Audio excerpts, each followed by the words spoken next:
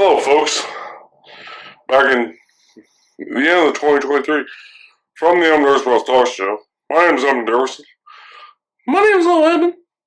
And my name is Little Chan. You're watching the Dumas Talk Show. Only on the YouTube channel. This is brought to you by the Dumas Bluegrass Productions.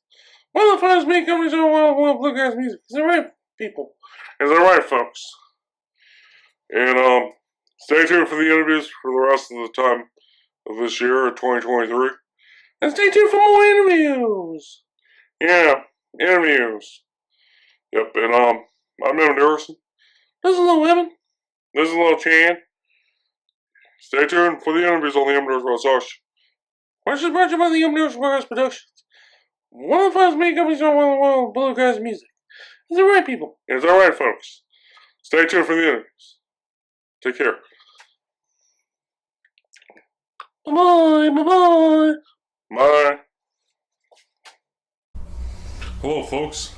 That's a good selfie there, and yeah, I like it. At the Bluegrass Musicians Watches and Warners here at the Evans Family Ranch at the Studebaker House. I'm Evan Dickerson from the Dumas Bluegrass Talk Show, which is brought to you by the Dumas Bluegrass Productions.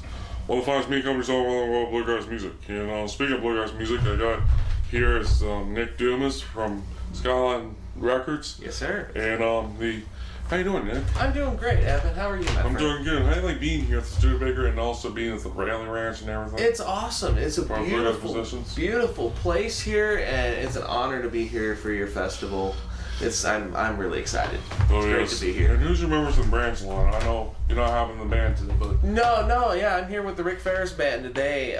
But Branchline kind of consists of couple different configurations. I've had Carly Arrowwood playing fiddle with me here and there, and then her husband Daniel Thrillkill on guitar. Andrew Knapp plays bass. Will McSeveny on banjo. And Michael Kilby on dobro. Mike Kilby, that's a good dobro player. Oh, he's amazing. Nice. He really is. And speaking of amazing album, here is Details. And, oh, thank you. Well, that's my favorite song on there. One of my favorites. Thank you. And let's talk about that for a minute. Yeah. How'd you get into the song Details? So Details was a song written by Tim Stafford, actually. Tim Stafford? Yeah, that's a Tim Stafford and Becky Buller song, actually. Oh, wow. Two of my all-time favorites. And, I was reached out to them about if they had any songs they wanted to pitch my way. And that one especially reached out to us as a very relatable song. And, it's kind of a uplifting, don't take things for granted kind of message. Oh, yeah. And everybody who played on it just gave their A game. We couldn't be any happier with it. And that's the first single off the record. It is, yeah, and the title track. And the title track, and then you have the song.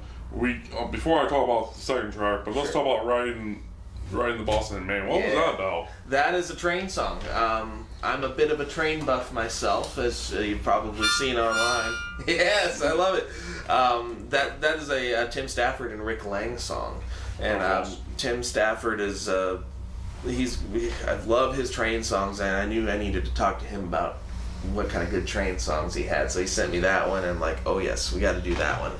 Kind of reminiscing of a childhood where he grew up next to the railroad tracks, and just seeing the trains go by as a kid and how things change as the days go on. It's a great song. Yeah, it's like going to town from one town to another. Yeah. Speaking of town, let's talk about this.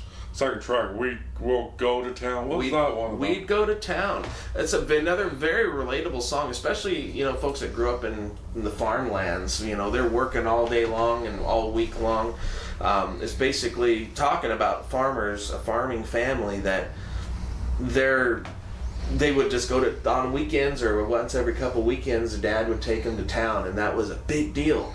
And, go to the stores and get to go to the movies and driving in a 47 Chrysler is one of the lines on there. And I've had a lot of people talk about that song and reminded them of their childhood. And you got 3 tracks we talked about, and then we have 8 other tracks on there. Yep. There's 11 tracks total, I believe, on there. Yeah, 11. Yep, 11 total. Yeah. I'm really happy with how the whole record turned out, and Skyline Records has been real good, and it's been a fun adventure. It's a fun adventure to have happen, and then also you have a venue. Let's talk about that, Nick. Yes. So I live in Sturgeon Bay, Wisconsin. And from Washington originally? Yep, from Seattle, Washington originally. And lived in Tennessee for a little bit when I played with Special Consensus. Jonesboro, Tennessee? Jonesboro, Tennessee, that's correct. And then I met the woman who would become my wife in Wisconsin, and she just decided to relocate up there. And since then, between her and her parents, my in-laws, we've started a music venue called the Fiddler's Farm in Sturgeon Bay, Wisconsin, and we do bluegrass shows. Have a house band. We do bluegrass, classic country, western swing. Yeah, it's a lot of fun. Yeah, and you had Special C there. You had Rhonda there. Yep, we've had Special C, Rhonda a couple of years ago. This year we had Appalachian Roadshow and Authentic Unlimited came a few weeks ago now. Oh yeah. And Tim Shelton Syndicate's been there. Ohio. Ohio band. Yeah. Around this area. Yeah. Yeah. And then the house band plays the majority of the shows. We kind of advertise it as like a Branson style live music show. Oh, yes. It's really fun. It's a great time. And speaking of events here, Bluegrass Musicians for Autism Awareness, you're closing out with Rick Ferrer's band today. First of all, before I answer this question about the autism awareness, but let's talk about how you like being back and seeing Rick and. Oh, it's so great. I've missed getting to play and sing with Rick. He is one of my all-time favorite singers and musicians on this planet, and he's like a brother to me. Getting to tour with him for 4 years with Special Consensus was a life highlight for me, and getting to still get out and play with him here and there. Yeah. It feels really good. So it feels like coming home. Oh yes, it does. Yeah. And you guys seen each other a couple times, and then Special Consensus about once or twice. Yeah. And actually, Rick has helped me out with Branchline a couple times. I've had him come and fill in with me, and I've been filling in with him. We're kind of swapping fill-in duties here and there, so I'm not complaining. I'm not complaining either. It doesn't make me feel any good. No, yeah, man. It's awesome. But anyway, Rick, I'm going to ask Rick that same question I just asked you about the how you like being here with Rick today. And absolutely. And the Bluegrass Musicians for Autism Awareness. I love it. Let's talk about the how you like, what's it about, like, what do you think about Bluegrass Musicians for Autism Awareness? I think it's an incredible cause. It's something that the music industry really needs. I love that you are running a festival, Bluegrass Musicians for Autism Awareness Festival, to help get the word out and the cause and get, as much support for that, autism awareness alone, but putting it with the bluegrass music is fantastic, and I love what you're doing. It's great. And I got a couple more questions. Yes. How'd you come up with the name Branchline? Me being me being a railroad buff, I wanted to have some sort of a railroad theme with my name, and actually it was a friend of mine who suggested it. How about like Branchline? You're kind of branching off from what you were doing, branching off from the main line a little bit, and I'm like, Nick Dumas and Branchline, that has a cool ring to it, so it's like a whispering voice. Well, let's talk about that. I forgot about that. The gospel one. That was the gospel song on the record. That is written by Daniel Salyer from Daniel Salyer. Yeah, I heard of him. He's played with Monroeville for a while, and wow, that's a good great singer and incredible songwriter. Oh yes, and check him out.